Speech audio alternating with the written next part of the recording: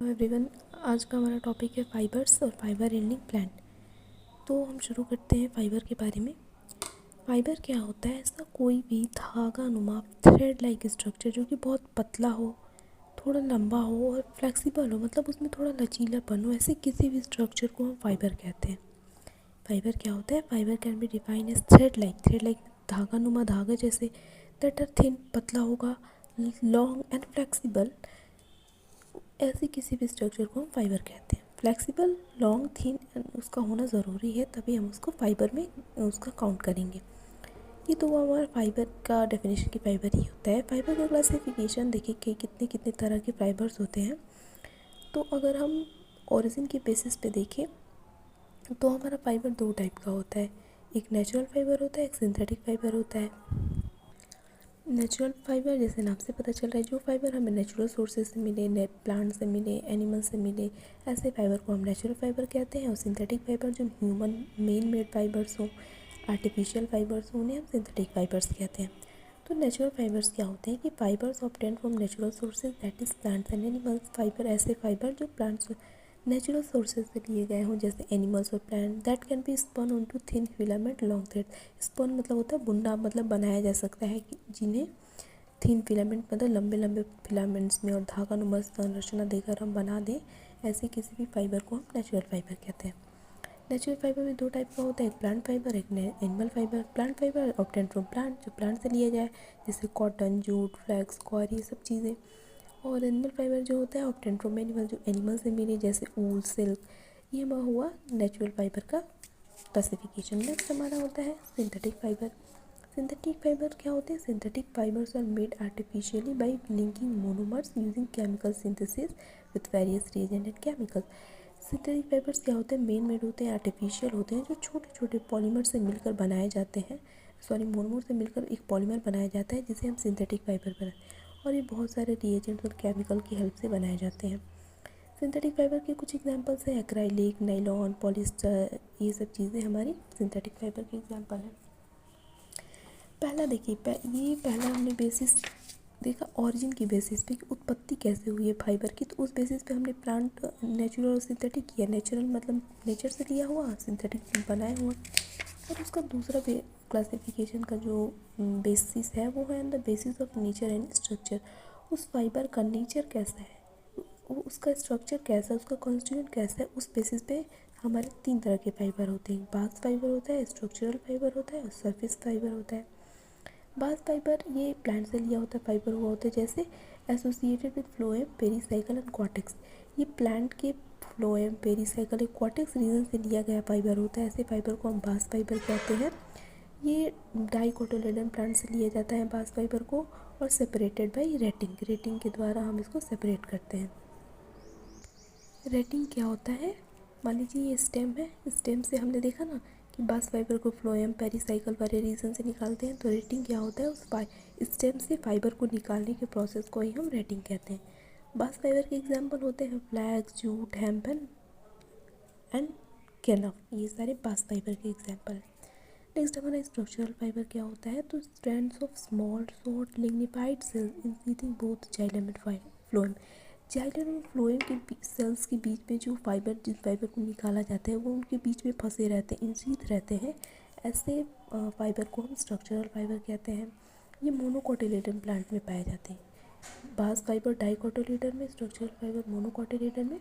और structural fibre को हम मैकेनिकल स्क्रैपिंग के द्वारा अलग करते हैं। इसके एग्जांपल है Manila, hemp and sisal. Surface fibre क्या होते हैं? जैसे नाम से पता चल रहा है, ये लीव्स के, पत्तों के, स्टेम के, फ्रूट या सीड किसी के भी सरफेस से पाए जाते हैं, सरफेस से निकाले जाते हैं। ऐसे फाइबर को हम सरफेस फाइबर कहते हैं। और ये कई सारे प्लांट से निकाले जाते हैं, ऐसा कोई नहीं है कि डाइकोटिलेडन, मोनोकोटिलेडन सबसे पाए जाते हैं। सेपरेटेड बाय गिनिंग के द्वारा निकाला जाता है इनको। गिनिंग क्या होती है? किसी भी सीड से उसके फाइबर को निकालना, उसको हम गिनिंग कहते हैं। गिनिंग मेथड का यूज़ हम कॉटन बॉल से कॉटन को निकालने के लिए करते हैं। और सरफेस फाइबर का एग्जांपल भी है कॉटन और कपॉक। ठीक, ये हुए फाइबर और फाइबर की क्लासिफिकेशन। अब हम देखते हैं फाइबर एंडिंग प्लांट्स के बारे में। तो फाइबर एंडिंग प्लांट्स, पहला है हमारा जूट। जो हमारे कॉमन फाइबर्स हैं उनके बारे में ही हम पढ़ेंगे। तो पहला हमारा जूट है। जूट का जो बोटेनिकल नेम होता है वो होता है कॉर्कोरस कैप्सुलरिस। ये वाइट जूट होता है, ठीक। और एक गोल्डन जूट भी होता है जिसको हम कॉर्कोरस ओलिटोरियस कहते हैं, ठीक। जूट फैमिली टिलिएसी से बिलोंग करता है। जूट प्लांट्स और under shrubs under 75 centimetre. Jute की जो प्लांट्स होते हैं वो अंडर श्रब्स होते हैं जिनकी हाइट 75 सेंटीमीटर तक की होती है। और it is a rainy season crop, ये रेनी सीजन में उगाए जाने वाले क्रॉप है। And it is preferred in alluvial soil. Alluvial soil में इनकी जो कल्टीवेशन होती है बहुत बढ़िया होती है जूट की। कौन सा पार्ट हम यूज़ करते हैं फाइबर बनाने के लिए जूट प्लांट से? तो स्टेम, सेकेंडरी फ्लोएम ऑफ जो स्टेम होती है हम उससे जूट को निकालते हैं। क्या एक्सट्रैक्शन प्रोसेस है जूट के निकालने का? तो सबसे पहले हम रेटिंग कहते हैं। तो रेटिंग क्या है? अभी हमने देखा कि स्टेम से जब हम फाइबर को निकालते हैं तो उसी प्रोसेस को हम रेटिंग कहते हैं। तो जूट फाइबर का एक्सट्रैक्शन कैसे किया जाता है? सबसे पहला प्रोसेस है हमारा रेटिंग। रेटिंग में क्या करते हैं कि jute fibre is obtained from the stalks of the jute plant. जो जूट प्लांट का स्टॉक है, स्टेम है, उससे हम फाइबर को निकालते हैं। उसके बाद आफ्टर हार्वेस्टिंग, हार्वेस्टिंग करने के बाद the stalks of jute plants are bundled together and soaked in water for about 20 days. उसके बाद हम उसको, जब हमने काट दिया स्टेम को, अपना जूट फाइबर स्टॉक को काट दिया, उसके बाद हम 20 दिनों तक कम से कम उसको पानी में भिगो कर रख देते हैं। उसके बाद the fibre has been separated from the stem in long strands and wash in clean running water. उसके बाद हमने फाइबर को गीला हो गया, उसके बाद हम स्टेम से फाइबर को ऐसे निकाल लेंगे एंड निकाल कर उसके बाद उसको लॉन्ग स्ट्रैंड्स में कन्वर्ट कर देंगे, जैसे लंबे लंबे धागा नुमा स्ट्रक्चर में कन्वर्ट कर लेंगे एंड क्लीन रनिंग वाटर में उसको धोएंगे ताकि साफ़ हो जाए। उसके बाद the fibre are then spread out और hung up to dry for 2-3 days. उसके बाद उस फाइबर को बाहर सुखाया जाता है 2-3 दिनों के लिए। और the dried fibres are then collected and bundle to be sent to mill to be processed into fabric, ropes, gunny sacks etcetera. उसके बाद उस फाइबर को मार्केट में भेज दिया जाता है, रस्सियाँ, रोप, गनी, बस जो चीज़ें बनानी है उसको बनाने के लिए। तो जूट फाइबर का एक्सट्रैक्शन कैसे करते हैं? पहले हम स्टॉक को काटते हैं, उसके बाद उसको 20 दिनों के लिए पानी में भिगो कर रख देते हैं। पानी में भिगोने के बाद हम उसको उसमें से फाइबर निकाल लेते हैं और उसको धागा नुमा स्ट्रक्चर में खींच के निकालते हैं। उसके बाद उसको धुल दिया जाता है, 2-3 दिनों के लिए सुखाया जाता है, फिर मार्केट में भेज दिया जाता है जो भी चीज़ें बनानी होती हैं जैसे रूप वगैरह, वो सब चीज़ों के लिए। उसके बाद हमारा एक टॉपिक है कि अगर देख रहे हैं कि फाइबर कंटेंट कितना होता है हमारा जूट में, तो इसमें सेलुलोज पाया जाता है 64%, हेमिसेलुलोज होता है, लिग्निन होता है, पैक्टिन होता है, वाटर होता है, ठीक। चीफ जूट ग्रोइंग एरिया हमारे भारत में कौन कौन से, कहाँ सबसे ज़्यादा जूट उगाया जाता है? तो वेस्ट बंगाल और आसाम में। अब हमें देखना है इकोनॉमिक यूजेस ऑफ जूट। हमें फाइबर एल्डिंग प्लांट का कल्टीवेशन और इकोनॉमिक यूजेस देखने हैं। तो पहला है हमारा इकोनॉमिक यूज जूट का कि ये jute is cheaply use to make cloth for wrapping bales of raw cotton and to make sacks and coats cloth. Jute का यूज़ किया जाता है क्लोथ बनाने के लिए, जो कोर्स क्लोथ होते हैं ऐसे कपड़े बनाने के लिए। नेक्स्ट है कि the fibres are use alone or blended with other type of fibre to make twine and rope. ये जो रूट होता है या तो अकेले प्योरली रूट है या अलग फाइबर के साथ मिलाकर उसको रस्सियाँ बनाने के लिए यूज़ की जाती हैं। उसके बाद मेकिंग पल्प एंड पेपर बनाने में भी यूज़ किया जाता है हमारे जूट का। उसके बाद जूट का नेक्स्ट क्या यूज़ है कि in civil construction application material of geotextiles में, ऑटोमोबाइल्स इंडस्ट्रीज में, रोड वगैरह बनाने में भी जूट का यूज़ किया जाता है। S cargo separator in ship में कार्गो सेपरेटर के तौर पे जूट का यूज़ किया जाता है।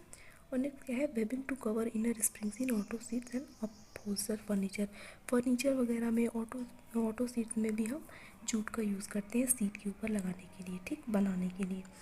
ये हमारा जूट हो गया। नेक्स्ट हमारा क्या है? हमारा फाइबर एल्डिंग प्लांट हमारा है कॉटन। कॉटन का जो बोटेनिकल नेम है गॉसिपियम और ये फैमिली मालवेसी से बिलोंग करता है।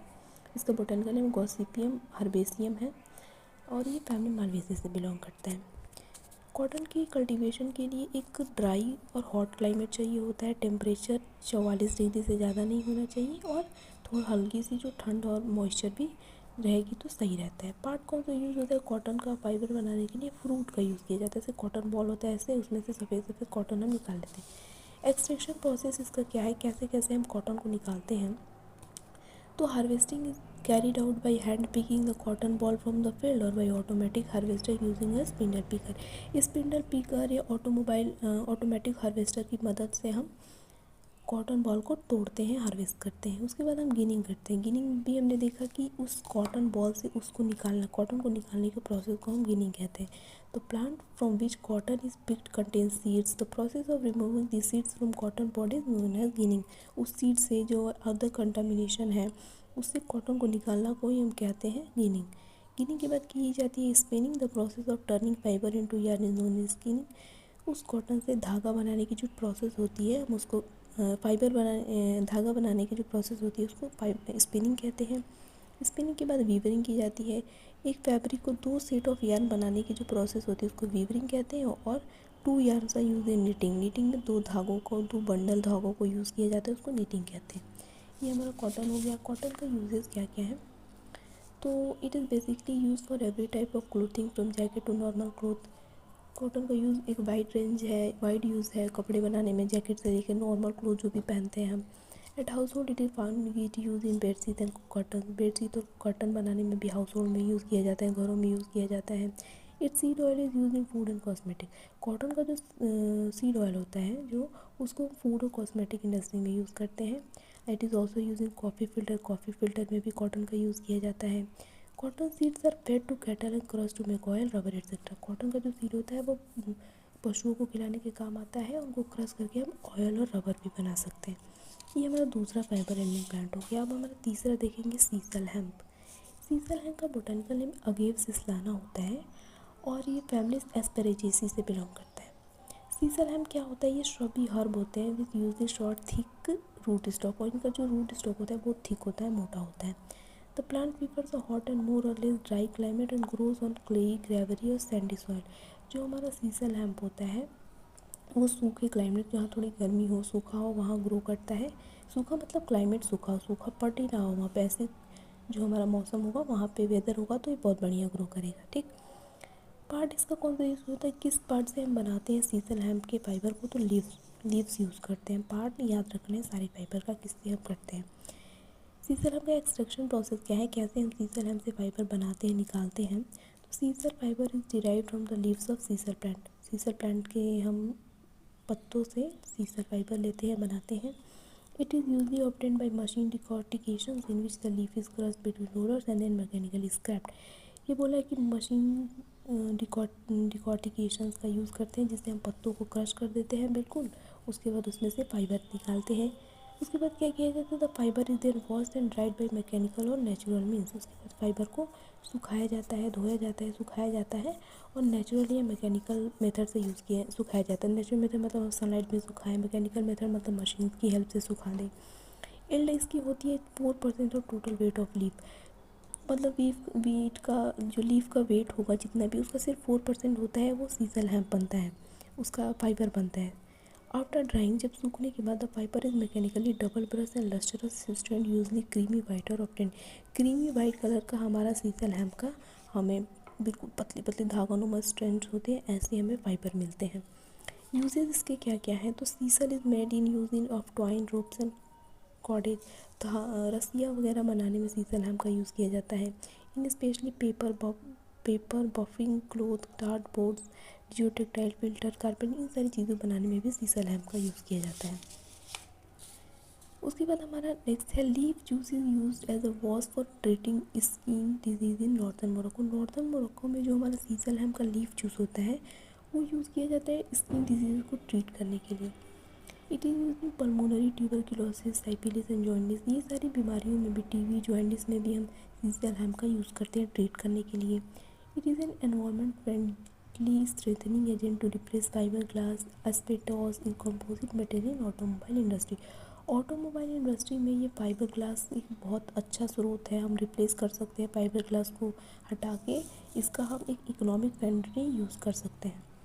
नेक्स्ट हमारा फाइबर एंडिंग प्लांट है कॉयर। कॉयर क्या होता है? जो हमारा कोकोनट का ऊपर का छिलका होता है ना, जिसको निकालते हैं ऐसे, वो तो खुद फाइबर जैसा दिखता है ये पहले ही, उसको कॉयर कहते हैं। तो coir is naturally produce plant fibre extracted from the coconut plant. Coconut plant से हम कॉयर लेते हैं। तो coir fibre is mainly produce from coconut husk and is typically use for making pipe, floor mat, brushes and gunny bags and rope. जो coir fibre होता है वो coconut husk जो ऊपर का होता है ना, उससे मिलता है हमें, और फ्लोर मैट मतलब चटाइयाँ वगैरह, ब्रशेज़ वगैरह बनाने में इसका यूज़ किया जाता है। एक्सट्रैक्शन कैसे करते हैं हम कॉयर का, तो द हस्क का separated from the coconut and soaked in lagoon or brackish water for up to 10 month. जो हमारा हस्क होता है, हमने कोकोनट का जो छिलका है जो हम फेंक देते हैं निकाल कर, उसको उसको पहले अलग किया जाता है, लगून या ब्रैकिश वाटर में 10 महीनों के लिए छोड़ दिया जाता है। बहुत लंबा प्रोसेस है।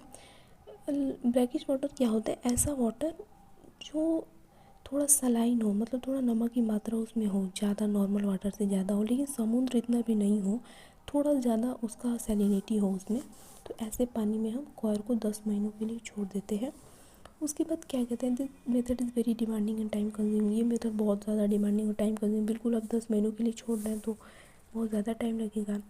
While submerge the husk undergo anaerobic fermentation which causes them to soften and separate.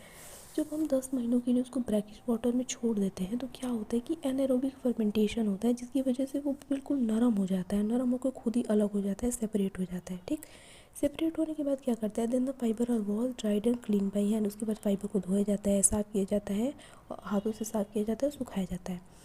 इससे हमें हाईएस्ट क्वालिटी वाइट फाइबर मिलता है और use for spinning and weaving. Spinning और वीविंग करने के लिए हम कॉयर का यूज़ करते हैं। इसका एक और टेक्निक है, ये तो देखा आपने बहुत 10 महीने लग रहे हैं इसको बनाने के लिए। खैर इसका यील्ड बहुत अच्छा होता है, लेकिन टाइम तो बहुत ज़्यादा लग रहा है ना, तो इसके लिए हमने एक दूसरा मेथड भी यूज़ किया है जिसको हम मैकेनिकल टेक्निक कहते हैं। तो mechanical technique are use to shorten the time required for soaking. जो सोकिंग के लिए, उसको भिगोने के लिए 10 महीने का समय लग रहा है, उसको कम करने के लिए हमने दूसरा मेथड यूज़ किया है। उसमें क्या करते हैं कि हम पहले कॉयर को 5 दिनों के लिए पानी में भिगो देते हैं, उसके बाद उसको क्रश किया जाता है और उसके बाद फाइबर टूट जाते हैं। ठीक, वैसे अपने नेचुरली ब्रेक हो जाता है, हम इसको मशीन से क्रश कर देते हैं। उसके बाद drums are use to separate the coarse fibre from the short woody part which are then wash dried clean and brush. उसके बाद उस फाइबर को धोया जाता है, साफ़ किया जाता है, सुखाया जाता है और मार्केट में भेज दिया जाता है। कॉयर के यूजेस क्या क्या हैं, तो coir can be use to make durable doormat brushes and carpet. जो कॉयर है वो डोरमेट्स के लिए, काफ़ी लंबे समय तक चलने वाले डोरमेट, चटाइयाँ वगैरह बनाने के लिए यूज़ किया जा सकता है। अच्छा होता है एक method. Cocopeat is use as an organic soil for potting mix for plant and vegetable.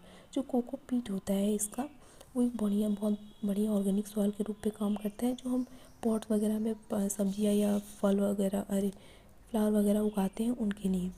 Coir fiber also used as growing medium in hydroponic system or to make biodegradable plant। Hydroponic system जिसमें हम पानी में कुछ पौधे उगाते हैं, ऐसे पौधों के लिए कॉयर फाइबर एक बहुत अच्छा ग्रोइंग मीडियम होता है। ये बायोडिग्रेडेबल प्लांट पार्ट बनाते हैं, मतलब जो डिग्रेड हो सके।